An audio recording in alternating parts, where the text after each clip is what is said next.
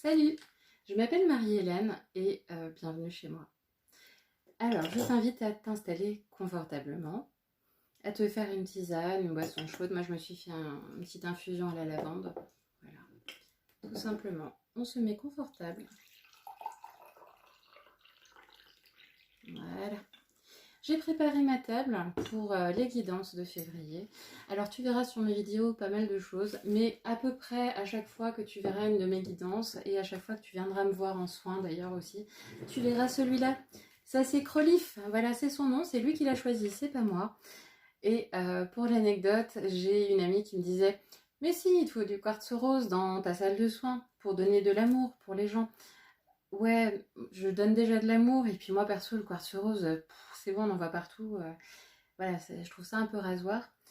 Et celui-là, je l'ai vu, et j'ai dit là, d'accord.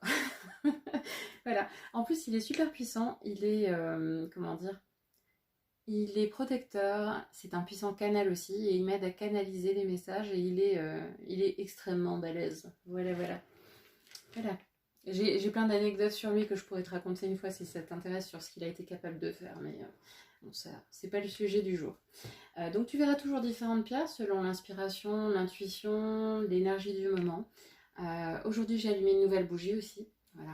Alors pareil, autour de ma bougie, il y a des cailloux, il y a des coquillages, il y a pas mal de choses. J'ai une coquille Saint-Jacques aussi pas loin que je vais réinstaller parce que je la pose de façon verticale. J'ai du Palo Santo qui a été récolté de façon responsable dans le sens où on attend que l'arbre soit mort pour pouvoir le prélever. Voilà. C'est quand même un petit peu plus sympa de le laisser vivre. Et bon voilà, il y a des cailloux que ma fille m'a peint, il y a des énergies d'amour sympathiques. Voilà. J'ai allumé de l'encens aussi. Alors c'est important quand on reçoit de toujours donner aussi, de faire des offrandes pour remercier. Voilà. De travailler dans la gratitude avec les énergies qui nous accompagnent.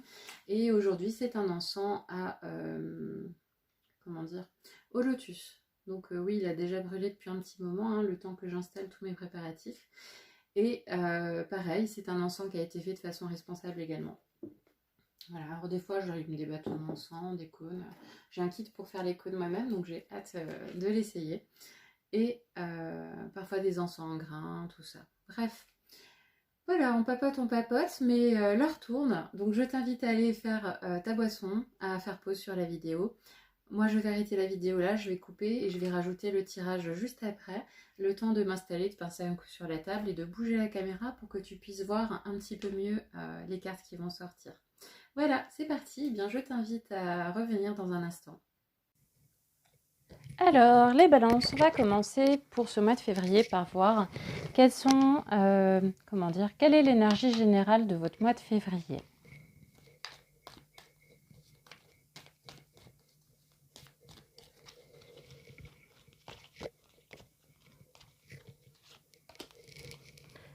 Alors, les balances, votre énergie, c'est l'énergie de la lune. Alors, l'énergie de la lune, c'est l'énergie de... alors, il y a la dualité, hein, il y a les deux différentes lunes, il y a quelque chose d'extrêmement symétrique, il y a une complémentarité.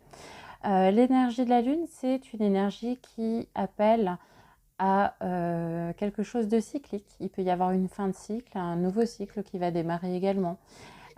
C'est quelque chose qui va te proposer de mettre en place un espace pour pouvoir exprimer ta vulnérabilité, ta sensibilité. C'est un peu, comment dire, ça valorise en fait ça valorise ces vulnérabilités. Si tu es une femme par exemple, la société elle attend de nous qu'on soit extrêmement forte, qu'on fasse beaucoup de choses, qu'on porte énormément de choses, on travaille comme un homme, on porte le foyer, on porte énormément de choses. En tant que femme en plus, être une femme c'est compliqué, hein, même par rapport à l'intimité, par rapport à l'image que les hommes ont de nous, etc. Donc il y a, même si ça se démocratise, il y a quand même quelque chose qui n'est pas encore très évident là-dedans. Donc ça, si tu es une femme, ça t'invite à faire une belle place à ta vulnérabilité et à aller explorer ça. Si tu es un homme, on t'invite à explorer ta sensibilité parce que de la même manière que je l'ai dit pour les femmes, les hommes également, hein, vous avez une place qui n'est pas toujours évidente dans la société. Un homme qui pleure, il y a encore beaucoup de personnes qui voient ça pas forcément très bien, qui n'accueillent pas forcément bien ça. Faut être un homme, faut être viril, faut être baraqué, faut gagner beaucoup d'argent, faut pouvoir mettre à l'abri son foyer. Enfin, c'est aussi, voilà, il y a encore des visions un petit peu archaïques de ces rôles d'hommes et de femmes. Même si, je le redis, hein, heureusement, c'est en train de se démocratiser et on voit de plus en plus de personnes qui militent dans ce sens. Donc c'est bien parce que finalement, on est tous des êtres humains tout simplement. Et du coup, ben, là, si tu es un homme, on t'invite à aller explorer cette part de sensibilité que tu as en toi et à aller développer, travailler, vivre libéré. En tout cas, vos émotions, que vous soyez homme ou femme. Ce mois de février, c'est basé sous le signe des émotions. Voilà, émotions, vulnérabilité, sensibilité. Ces émotions qu'en général, on n'a pas trop envie d'expérimenter parce qu'on n'a pas trop envie d'aller voir là où on est blessé. Voilà, donc ça, je pense que ça va être le fil conducteur. Voilà. En tout cas, je te propose maintenant de faire le tirage des cartes pour voir un petit peu plus en détail comment ça va se passer pour vous, les balances, en février. Pour continuer sur cette énergie générale de février, les balances, je vous propose de tirer les 3 étapes par lesquelles vous allez passer.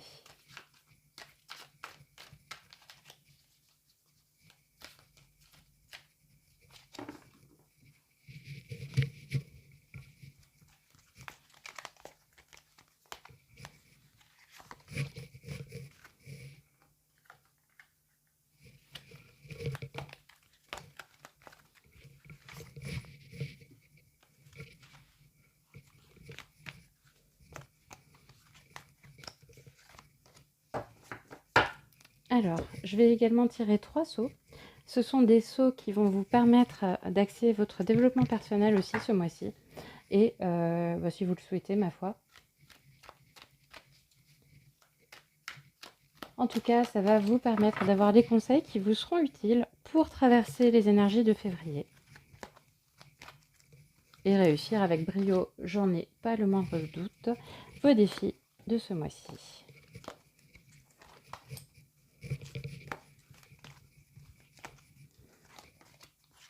Alors, je vais retourner les cartes, je vais vous les montrer et puis je vais vous expliquer tranquillou. Alors, la première carte, c'est... Voilà. Knight. Comment dire, Knight, c'est le chevalier. Voilà. Le chevalier de denier, le cavalier de denier, si vous voulez. La carte burn, alors ça, c'est une carte particulière aussi. Ça veut dire brûler. Et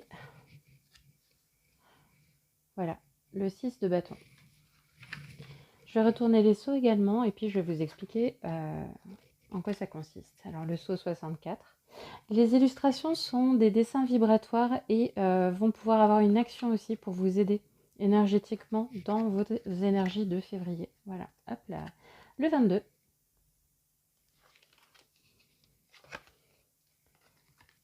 Et le dernier numéro, le 46. 64-46, c'est marrant, c'est même inversé au niveau des numéros, tiens. Alors, pour vous expliquer comment ça marche. Alors, le cavalier, il est, comment dire, il a un marteau d'or. C'est un outil de détermination, de travail, comment dire, et il tient aussi un livre d'or duquel les pages s'envolent et il est en contemplation justement de ces pages qui s'envolent. Alors ce livre d'or, c'est un symbole de connaissance, de la poursuite de la connaissance, du développement, du fait d'apprendre, etc. Donc il est entre l'action et l'apprentissage. Autour de lui, autour de sa serviette qui était à 2 doigts de tomber, n'est-ce pas? Cachez-vous les yeux, cachez-vous les yeux. Il a tout un lot de deniers qui tournent, donc il est entouré de succès en fait. Et ce succès est issu finalement de cet effort constant de travail, plein de patience et de détermination et adjoint aussi de la connaissance qu'il a pu acquérir au fil du temps, de son travail, de ses efforts, de ses apprentissages. Donc il y a là une indication que votre travail est couronné de succès, en tout cas le succès vous entoure, il est là, il est bien présent. Voilà. C'est un travail qui a nécessité quand même de la persévérance, donc un apprentissage plutôt studieux, plutôt planifié, travaillé et assez déterminé en fait, hein. C'est vraiment l'efficacité de votre travail là que vous allez pouvoir récolter. Alors je reprends parce que mon téléphone s'est arrêté. Bref, la carte suivante, la carte Burn, en fait, c'est une carte qui indique qu'il y a... c'est littéralement le drame, en fait, hein. Il y a un triptyque, en fait, il y a une espèce de bonhomme triple où, d'un côté, il y a la dépression, la colère et les remords. Voilà, donc vous allez être pris parmi ces 3 types d'émotions, ou l'une d'elles, ou la totalité d'entre elles d'ailleurs. Et c'est quelque chose qui indique que vous allez passer à travers un échec. Vous allez passer par un échec. Quoi que vous fassiez, ça va échouer. Voilà. Alors, c'est pas toujours une mauvaise chose, parce que des fois, on n'a pas conscience que l'échec est nécessaire pour qu'on puisse repartir sur un chemin, un trajet un peu plus adapté. Voilà. Par contre, il y a un petit symbole d'espoir, l'air de rien, ici, c'est la petite pomme de pin dorée. C'est petit, mais c'est précieux, c'est un symbole d'espoir, du coup. Donc gardez bien espoir, même si vous allez passer par une étape où vous allez vous sentir littéralement dévasté, brûlé par les flammes, etc. Techniquement, quoi qu'il puisse se passer, ce ne sera pas la fin du monde non plus. Donc gardez espoir, et effectivement ce passage, entre guillemets, n'est qu'un passage. Voilà. Alors quelque part cette carte, c'est... Alors on voit donc ce bonhomme qui se cache la face et qui est dans le poids de la dépression, qui se sent comme noyé dans le poids des choses. Il y a le deuxième qui est en colère et qui hurle furieux contre les cieux, contre le destin, contre, voilà, selon vos croyances. Et le troisième s'arrache la peau comme s'il regrettait de s'être incarné ici. Voilà. Et tout ça, c'est une étape, c'est une carte qui, en soi, met aussi l'accent sur le fait que vous avez un cœur qui est courageux, que vous avez de la force, que vous arrivez à trouver du pouvoir et de la résilience aussi en face de tout ce qui est opposition, conflit, etc. Vous arrivez à passer ces choses-là. Vous avez cette capacité-là. En tout cas, l'esprit de cette carte-là, c'est vraiment ce côté endurance et la capacité de grandir en dépit des événements qui peuvent être tristes, drastiques, dramatiques, etc. Quelle que soit la dévastation qui va vous arriver, ou l'adversité que vous allez rencontrer, ça va vous transformer. Ça va vous permettre de gagner de la force, de la connaissance, peut-être un tempérament aussi plus posé. Et en tout cas, ça va vraiment vous pousser face à vos challenges. Et à travers votre cheminement, finalement, quoi qu'il va vous arriver, vous allez passer par cette étape de récompense, d'achèvement, de fierté également. Vous allez triompher, hein. Il y a la petite couronne qui est bien au centre. On voit bien, alors je vais vous montrer un petit peu mieux. Voilà. Donc il y a une couronne au centre avec différentes branches qui sont très très fournies, qui regardent vers les cieux. Il y a ces 6 bâtons qui sont de part et d'autre, qui indiquent aussi une notion d'équilibre. Et tout en haut, il y a un peu comme des filets d'or, des confettis et des rubans. C'est vraiment le couronnement en fait, hein. Voilà, le triomphe, le couronnement. Donc, dites-vous que l'échec par lequel vous allez passer, c'est pas un échec qui va être définitif et final, c'est une étape, et parfois il faut accepter de perdre des batailles pour, entre guillemets, gagner la guerre aussi. Sachant que là, l'interprétation et la manière dont ça va se présenter pour vous peut être de façon extrêmement variable. Voilà. Parfois, d'ailleurs la plupart du temps, les cartes donnent des informations qui sont posées et annoncées de façon assez forte, et au final, dans la réalité, ça se concrétise quand même plus en douceur. De toute manière, cette carte, elle indique vraiment que toutes les émotions par lesquelles vous allez passer et tous vos efforts que vous allez devoir faire justement pour traverser cette étape, ces efforts-là vont être couronnés de succès. Donc vous avez tout à fait la capacité de faire les choses. Alors si jamais vous voyez passer un chat, ou si vous entendez miauler, il y a mes 2 chats sur la table juste à côté de moi. Donc c'est normal, c'est pas chez vous que ça se passe. Je préviens, parce que je les vois s'approcher. Alors maintenant, je vais t'expliquer les sauts.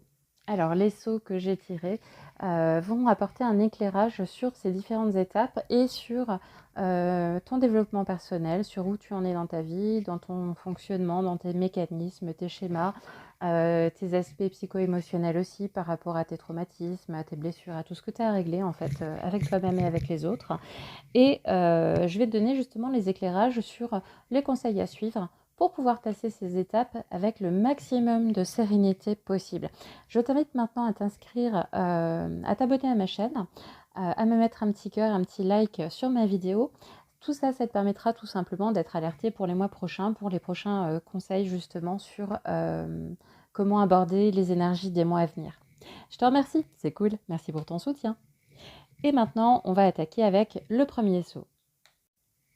Le saut 64, c'est la carte qui parle du masque de l'altruisme. Alors, le masque de l'altruisme, c'est un mécanisme qu'on met en place. C'est la plupart du temps quand même de façon inconsciente, hein, rassurez-vous.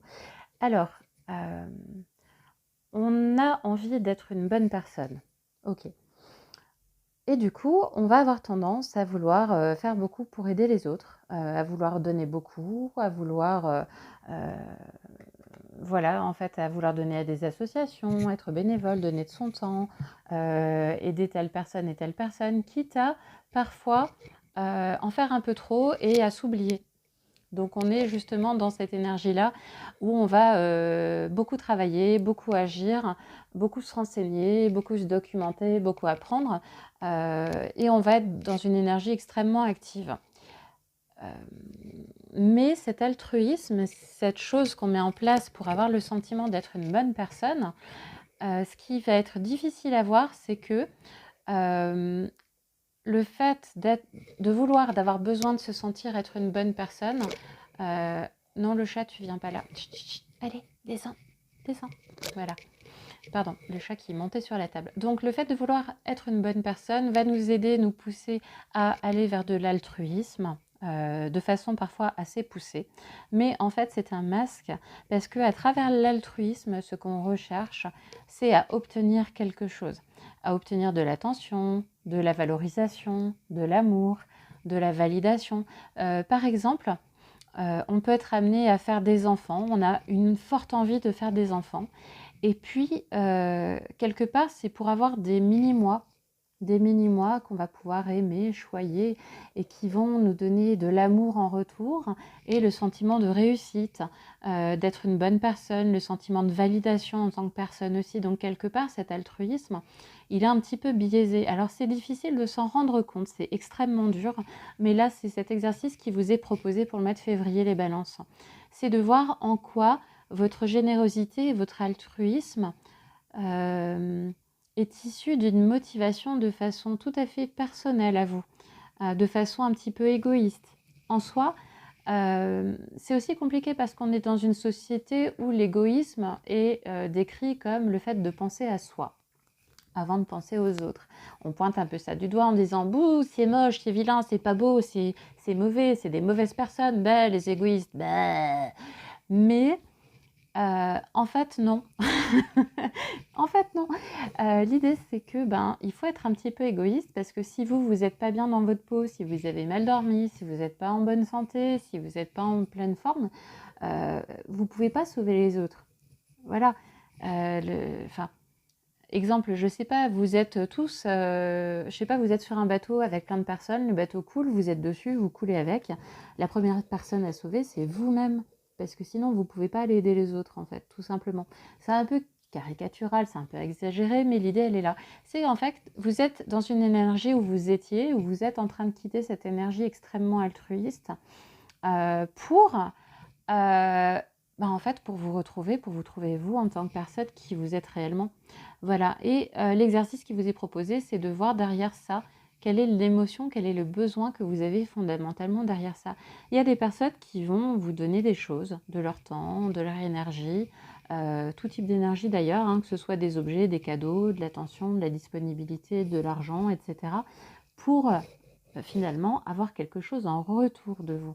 Donc parfois quand on donne, c'est en fait en réalité pour recevoir quelque chose. Vous attendez quelque chose des gens. Donc c'est ça qu'il va falloir aller creuser ce mois-ci pour essayer de comprendre et de réparer quelque chose en vous. Voilà. Parce que, en fait, ça vient gentiment vous prévenir.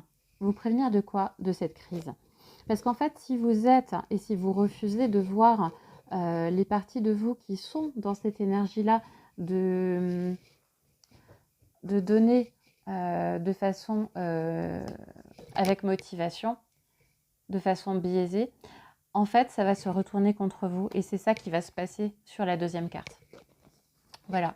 Donc, si vous donnez de façon non sincère et non authentique, si vous vous investissez de façon intéressée, ça va se retourner contre vous. Et il va justement y avoir cette étape où peut-être vous allez être malheureux parce que vous vous dépensez toujours pour les autres, vous vous oubliez totalement et vous n'avez jamais le moindre remerciement. Oui, mais si vous le faites pour avoir un merci, vous ne le faites pas de façon authentique. Donc voilà un petit peu l'exercice de ce mois-ci. Alors le saut 22, c'est le saut de l'endurisme. Alors je ne sais pas si on voit bien. Hop. Voilà. Le saut de l'endurisme indique que vous endurez une situation actuellement. Alors, quelles que soient vos raisons, hein, d'ailleurs l'endurisme, quand on parle d'endurisme, vous allez peut-être me dire, bah non, c'est comme ça, ou alors on n'a pas le choix, ou alors ce qui ne nous tue pas rend plus fort, etc. Tous ces dictions-là, c'est des foutaises. C'est des foutaises. Vous êtes en train d'endurer actuellement une situation où vous allez passer par cette étape où vous allez endurer une situation. Voilà. L'endurisme, c'est le contraire de la fuite. Alors, c'est pas forcément une bonne chose de fuir, mais c'est pas non plus une bonne chose d'endurer les événements en fait. Que ce soit endurer une relation ou un travail ou n'importe quoi. En fait, l'idée c'est qu'il faut construire la relation, qu'il faut construire avec la personne en face les événements, qu'il faut poser vos limites, qu'il faut pas vous laisser faire non plus en fait. Hein. Vous avez votre fonctionnement, l'autre personne a son fonctionnement, que ce soit au travail ou que ce soit amical ou que ce soit amoureux, peu importe. Hein. Là, on vous demande de ne pas endurer. Sortez de votre endurisme. Alors, il y a des résistances en vous qui vont peut-être vous dire, quand vous allez vous mettre à réfléchir à ça, vous allez dire, ben non, j'endure rien. D'accord, est-ce que votre situation vous convient et vous rend heureux totalement et pleinement? Si la réponse est non, même un tout petit non, c'est que vous endurez quand même quelque chose. L'énergie de l'endurisme, c'est quelque chose qui n'est pas sain.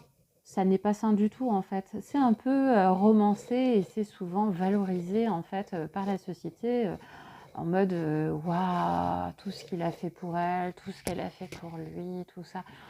Ouais, mais il y a aucun honneur là-dedans en fait. Hein. Il n'y a aucun mérite et c'est pas ça qui va vous rendre heureux. Par exemple, pour prendre l'image, pour expliquer ce que c'est l'endurisme.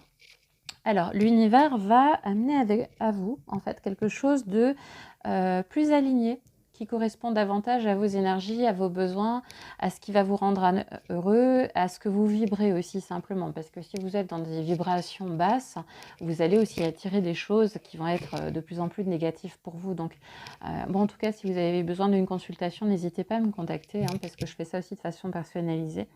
Toujours est-il que, par exemple, on imagine que vous êtes sur un bateau. Et il y a vers vous un autre bateau qui arrive. L'univers veut vous encourager à prendre ce nouveau bateau. Vous, vous êtes sur votre bateau, il ne vous convient pas tout à fait, il n'est pas très très beau, il est un peu daté, un peu rouillé. Mais quand même, c'est votre bateau, c'est ce que vous connaissez, c'est vos habitudes. C'est votre vie, voilà, vous avez construit ce bateau-là, vous n'avez pas trop envie de le quitter.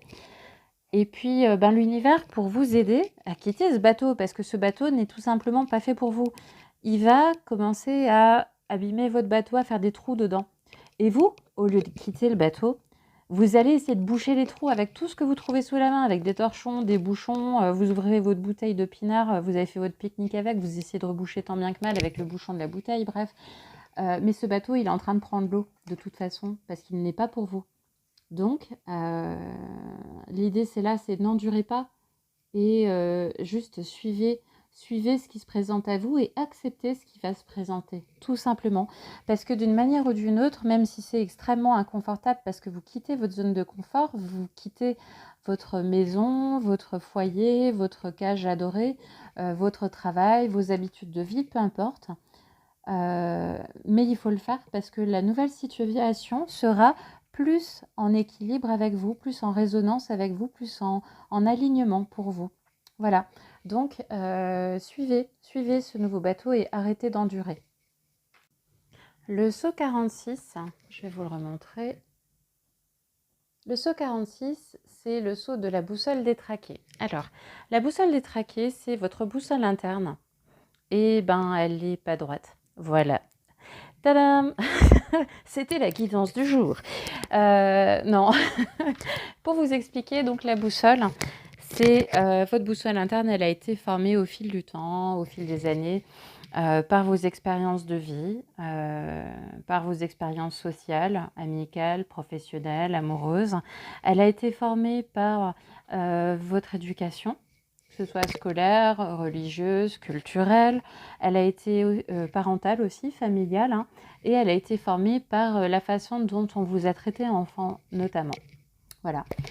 Donc votre boussole, du fait que on est des êtres humains et que les êtres humains ont leurs propres problèmes et ne sont clairement pas parfaits, que personne ne sera jamais parfait parce que personne n'est totalement équilibré, parce que tout le monde a des émotions, tout le monde passe à travers ces choses-là. En fait, là, on vous dit que vous agissez sous le coup de vos émotions. Donc, on vous demande de ne pas prendre de décision, ni de réflexion, ni d'interprétation basée sur vos émotions parce que votre boussole est détraquée.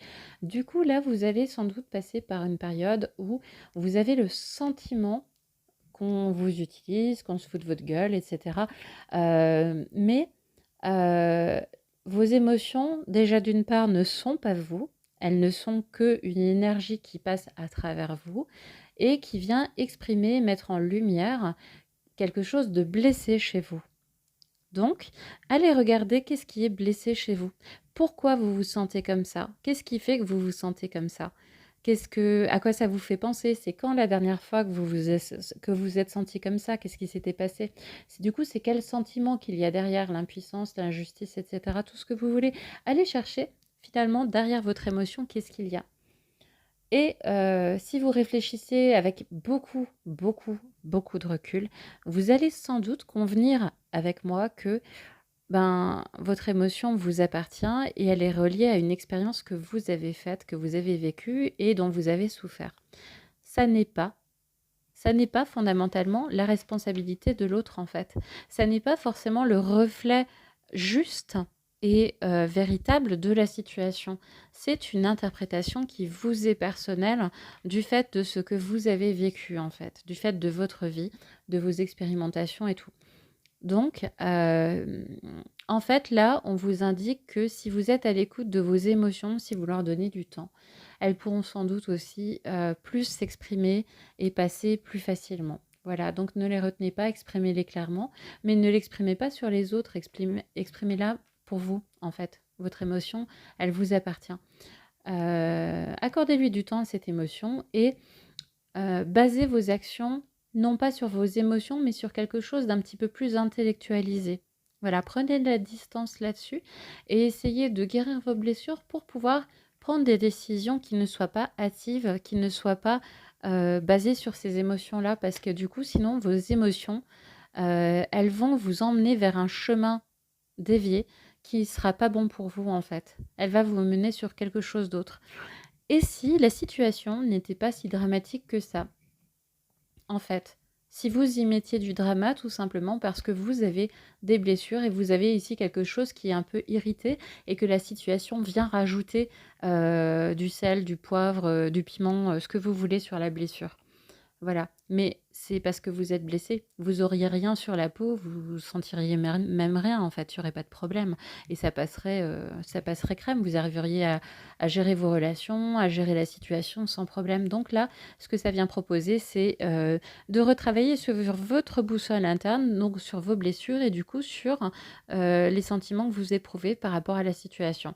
Pour avoir, une boussole qui va indiquer à nouveau le nord, mais de façon posée, avec du recul, avec un petit peu de sagesse aussi derrière ça. Donc, n'agissez pas par émotion. En tout cas, voilà pour vous les balances. Pour ce mois de février, du coup, suivez bien vos intuitions, mais pas vos émotions. Faites confiance à votre expérience, à votre sagesse, parce que vous en avez. Voilà. Vous allez passer par une étape qui va être douloureuse. Vous aurez sans doute des émotions très vives, des sentiments d'injustice, des choses comme ça, mais allez voir justement ce qu'il y a au-delà de ça. Allez voir, comprenez, travaillez sur vous, guérissez et quoi qu'il arrive, à la fin, ça sera couronné de succès. Voilà, mets-moi un petit cœur, un like, abonne-toi, suis-moi et puis si tu as des questions, pose-les en commentaire.